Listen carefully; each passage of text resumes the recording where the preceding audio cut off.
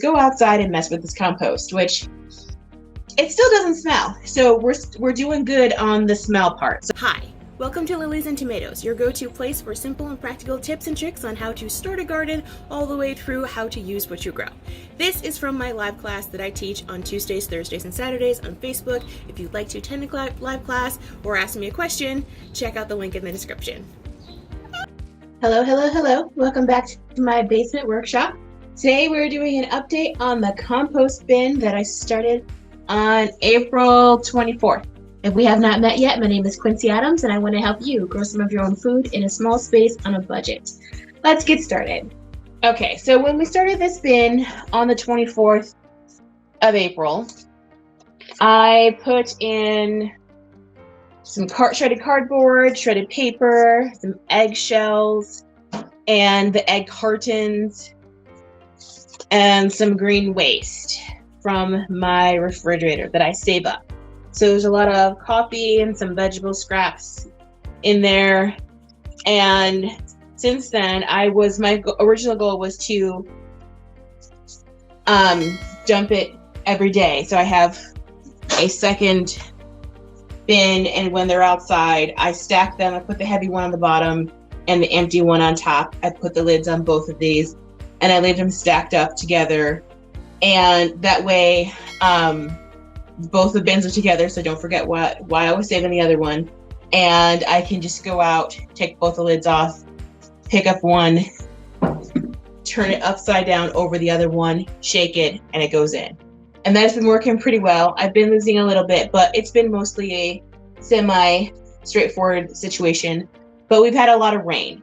And the last thing I wanted to do when it was raining was go outside and mess with this compost, which it still doesn't smell. So we're doing good on the smell part. So that means that it's balanced and it's doing pretty good. It's actually has broken down really fast, but it didn't give me like the fine compost that I wanted. So I've added to it probably four times. I've added more stuff to it. So that's been green cuttings from just gardening, and there's been leaves. There's more cardboard, and as I've been cleaning out pots, sometimes whatever was in the pot before died, and the whole pot is full of a little bit of soil, but mostly roots.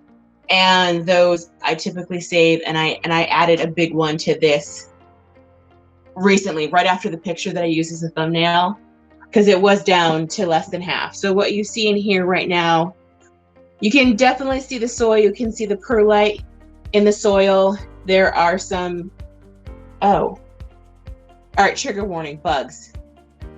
I'm not sure if you guys can get that, but there is a centipede on this piece of like woody root. It's moving, but I can't get it on here. I don't want to drop this on the floor, but there are bugs in here. Not a ton. There's a bunch of like gnats. There's some centipedes in here. There's some pill bugs in here. They crawl in through the holes in the sides. The holes in the sides are not that big, but they're big enough for small bugs. I specifically you need bugs to break stuff down. So here's some cardboard and some more cardboard. I can tell this is slimy through the gloves, so this is part of an egg carton. So there's still some pretty big cardboard in here, but it is broken down some. There's soil, there's bugs. Oh, there's more. There's another centipede.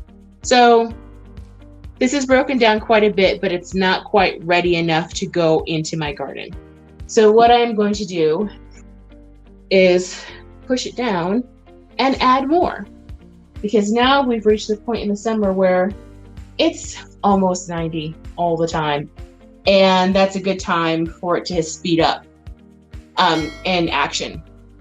So it's going pretty good. This is probably not going to be usable for at least another 60 days, at least usable to the point where I want to put it on top of my garden. If it were fall and it was going to sit for a while, then I would go ahead and just put this out. This is good enough, and it would keep on breaking down over the winter. But for something that I'm going to be putting around vegetables and seedlings, I want to make sure that it's as broken down as possible, because anything that's not broken down is going to tie up nitrogen in the soil, and you don't want that. You want the compost to act as like a very gentle fertilizer and not as something that's going to tie up nitrogen in the soil and harm your plants. I have generally not seen any eggshells when I've been turning this, but I do need to, you guys see that? It's a big mass. This is cardboard in the center. So what I'm going to put on there on top today, since I have cardboard just underneath the surface, I'm going to rough this up a little bit more. And oh, there's my eggshells. They're in the center. And I'm going to put on some comfrey that I cut this morning because both the plants I had in pots were doing rough, and some coffee grounds and vegetable scraps, and the dead remnants of my bean sprouts, which it's in a soil mix that's mostly coconut coir. So that'll all be good additions to this soil. We will talk about comfrey in depth later, but just in the short term, I'll show you what these leaves look like.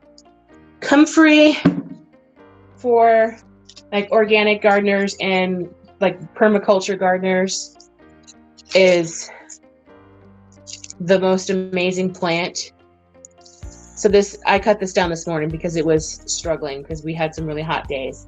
But it's a dynamic accumulator, and it's used to make, all right, so comfrey is a dynamic accumulator.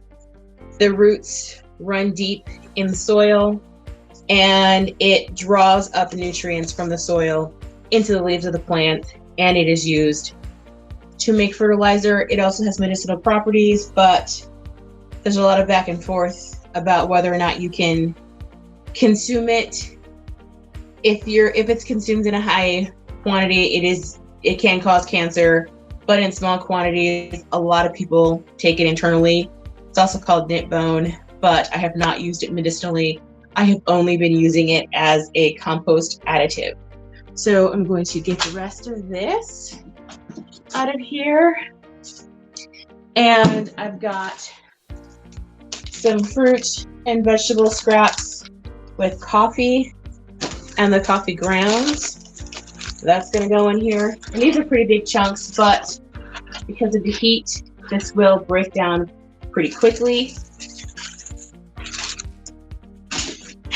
And I do not want to touch that with these gloves. Actually, I'm not going to add anything else to it because it's pretty full. But here's an update. It's been a little bit more than 2 months. It has broken down significantly, and I have doubled the material that was in here 4 times. This is now number 5, and I will probably be using this in my garden in August. It'll be for fall. I'll mix it in when I start my fall garden. But this was a good little experiment. I was hoping to speed up the process by churning it frequently, but the weather was not cooperative and I didn't want to stand out in the rain. So I'll try to churn it more often now that it's summertime and avoid the rain. But you can make compost if you live in an apartment, if you have a small area, if you just have a deck. This does not, as long as you keep the carbon and nitrogen ratios good, this doesn't smell. And also a tip that I learned the hard way, don't put holes in the top of the lid, because then you're gonna end up with too much water in here. So right now the top of this is a little bit wet because I just added wet stuff to it. But when I dumped it, there's a lot of cardboard on the bottom, so the bottom is pretty dry. And I will get a kiddie pool next week, and then I'll mix it a little bit better and then put the whole thing back in here with a shovel. That's it. Are there any questions about compost? You can compost in a small area. This is This is cold because this just came out of the refrigerator, but the rest of it is room temperature. It's just breaking down and doing its thing. There's going to be bugs in it because there's always going to be bugs when you're gardening.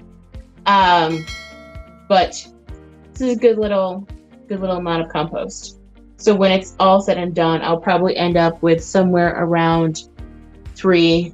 Oh, you can't see that, but like a little bit more than half, because it is like the whole level has been dropping down monthly as I turn it, and then or less than the month because I've added stuff in there more than monthly. So every couple of weeks, the volumes shrink significantly.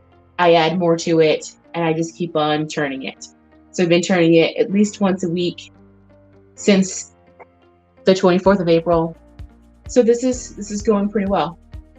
It's not super fast. It's not a hot compost pile, but it is compost, and that's fertilizer that I don't have to buy. So that is it for tonight. I will see you guys later. Bye.